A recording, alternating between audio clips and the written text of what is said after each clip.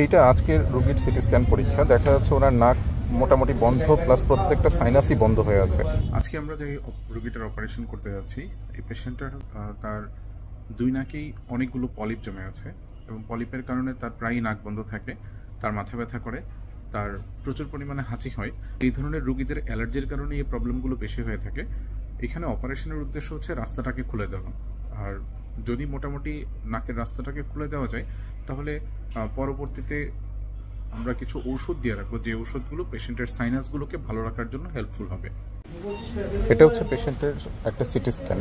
CT scan পরীক্ষায় দেখা যাচ্ছে পেশেন্টের প্রত্যেকটা সাইনাসের মধ্যেই সাদা সাদা হয়ে আছে।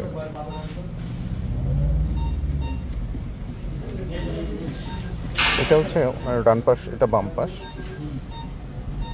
প্রত্যেকটা সাইনাসে, এটা কপালের জায়গাগুলো প্রত্যেকটা সাইনাসেই সাদা হয়ে আছে। তার মানে এখানে প্রত্যেকটা জায়গাতেই ইনফেকশন আছে। তার সাইনাসগুলো থেকে বাতাস ড্রেন হতে পারে না। সবগুলো সাইনাসে এই ধরনের প্রবলেম আছে। বাতাস ঢুকতেও পারে না, বাতাস বের হতে পারে না। যেখানে ভেন্টিলেশন হওয়া দরকার সেটা হতে পারে না। নাকের হাড়টাও বেশ বাঁকা। তো ওনার অপারেশনটা হচ্ছে পলিপগুলোকে সরানো প্লাস নাকের বাঁকা হাড়ের অপারেশন করা, সবগুলো একসাথেই করতে হবে। দেখা যাক, আল্লাহ ভরসা।